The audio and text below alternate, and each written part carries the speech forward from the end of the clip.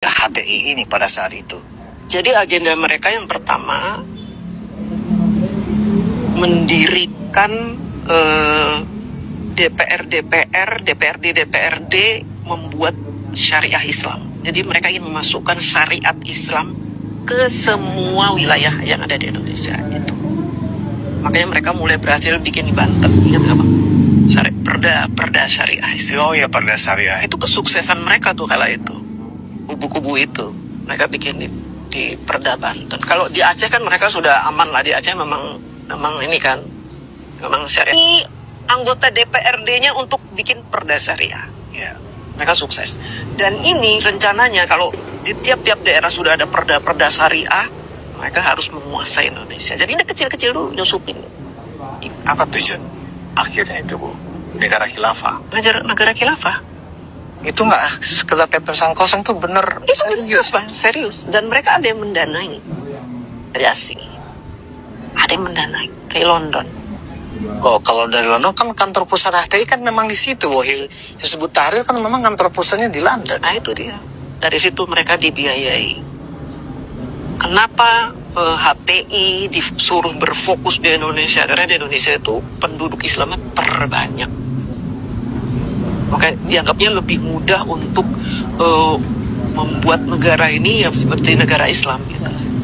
Awalnya kan mereka orang-orang asing itu, Bang, mengira Indonesia itu kan negara Islam awal-awalnya. Bahkan saya pernah ngobrol dengan teman-teman itu, saya juga ada komunitas kan dengan teman-teman mancanegara itu. Oh, kamu itu di Indonesia itu negara Islam? Bukan. Negara republik, demokrasi dasarnya.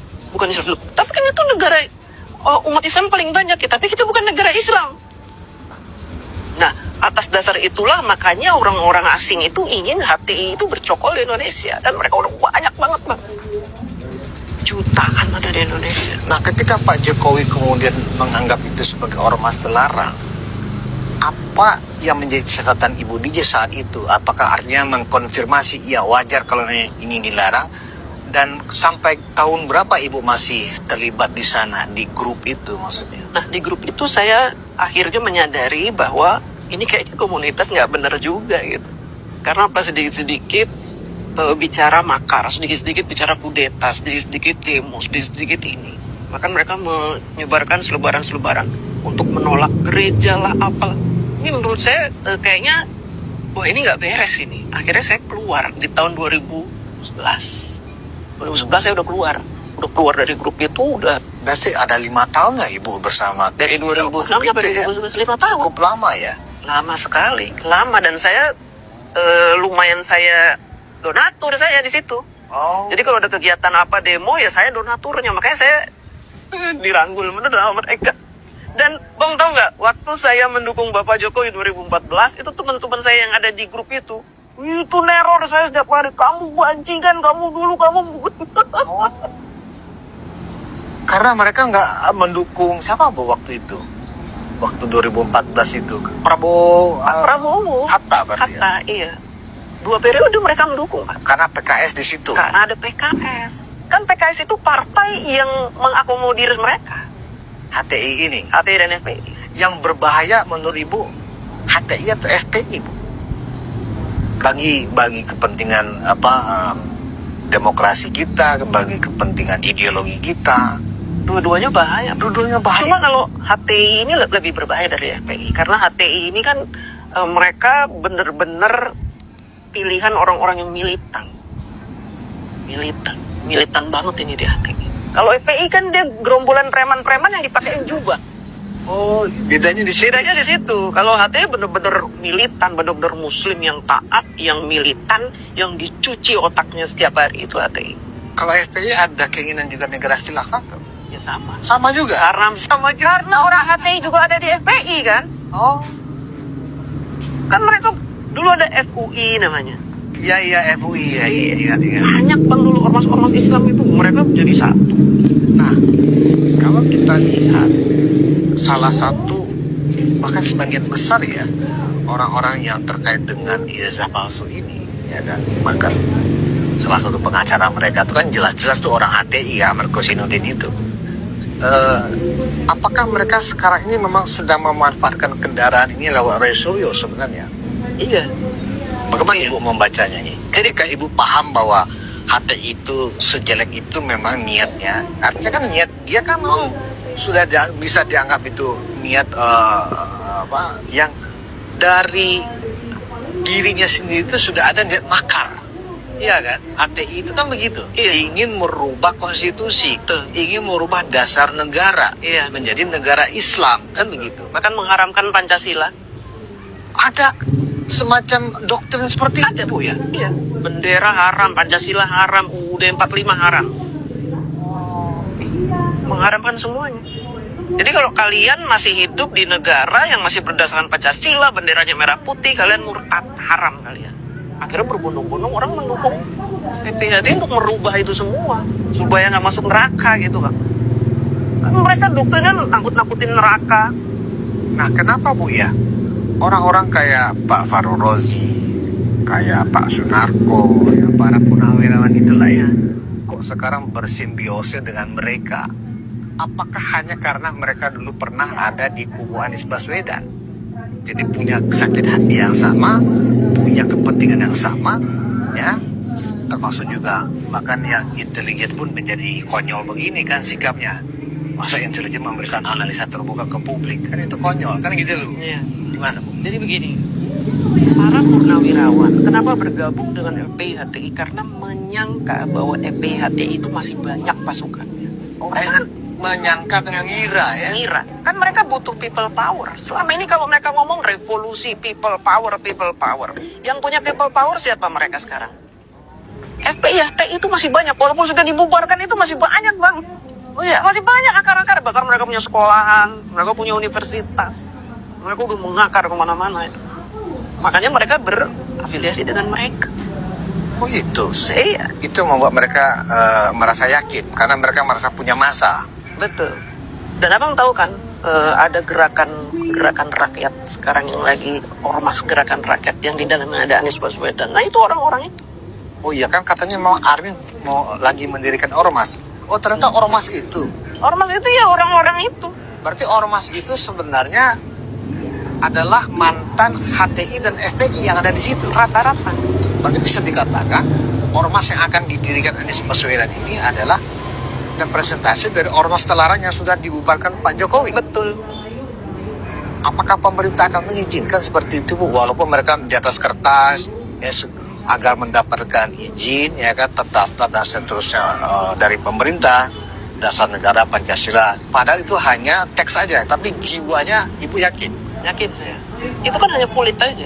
Mereka bilang gerakan rakyat lah apa namanya kan. Karena apa? Selama ini kan Apa Bu nama ormasnya Bu? gerakan rakyat kalau nggak salah. Gerakan Rakyat.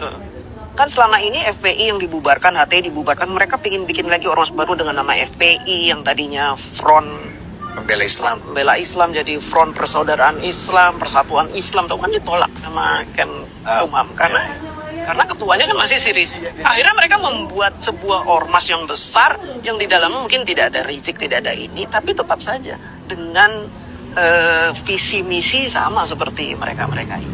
Nah, Ibu melihat ormas gerakan rakyat yang konon katanya akan dipimpin oleh Anies Baswedan ini adalah berarti Anies sadar bahwa dia sedang merepresentasikan bagian dari HTI. Apa bisa dibaca seperti itu? Saya bacanya begitu.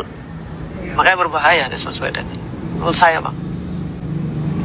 Berarti Anies punya pemahaman di kepalanya, sebenarnya di dalam hatinya dia bersepakat dengan agenda-agenda dan tujuan-tujuan dari Hizbut Tahrir Indonesia itu yang sudah terlarang.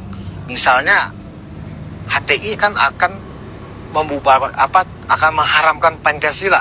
Berarti sejatinya seorang Anies Baswedan bisa dikatakan sepakat dengan ide itu. Menurut Bu Diji. Ketika Anies Baswedan dicalonkan menjadi presiden, dia pun diam saja ketika disebut Imam Mahdi.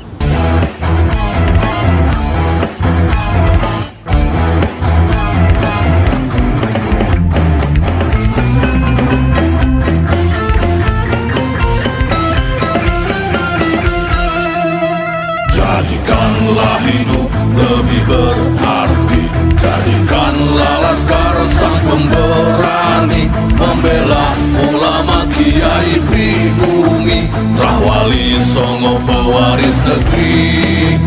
Gelora jiwa ini tak tertandingi, jangan coba-coba mengganggu negeri. Ulama kami terhina, kami pun tak terima, siap jihad jadi semboyan kita. Kami adalah Laskar Sabilillah, pecinta Wali Songo dan para anbiya, pewaris peradaban Islam di Nusantara hingga berkibar bangsa Indonesia. Kami perisai para ulama, sepenuh hati korbankan jiwa dan raga. Bila nanti tertulis jihad pilihan kami, Syahid bela agama dan negara. Kami terlahir di bumi pertiwi, terpatri suci sejarah negeri, korbankan darah nyawa leluhur kami. Jangan kau coba rubah dan kau pecundangi.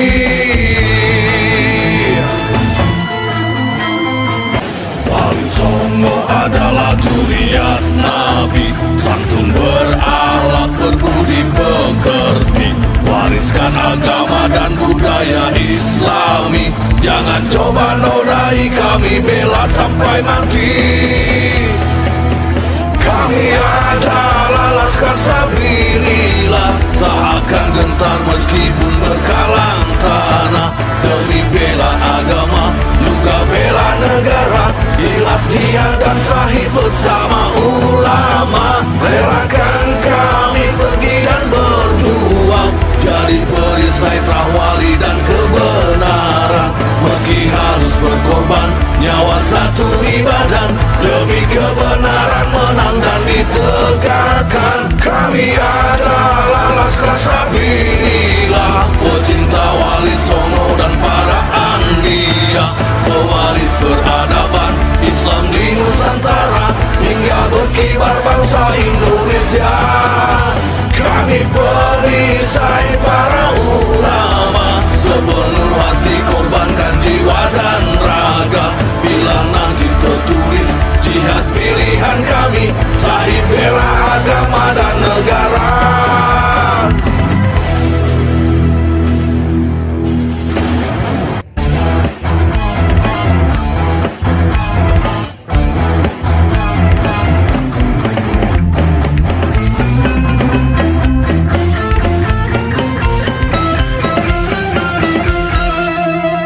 Jadikanlah hidup lebih berarti, jadikanlah Laskar sang pemberani, membela ulama kiai pribumi, Rahwali Songo pewaris negeri. Gelora jiwa ini tak tertandingi, jangan coba-coba mengganggu negeri. Ulama kami terhina, kami pun tak terima, siap jihad jadi semboyan kita. Kami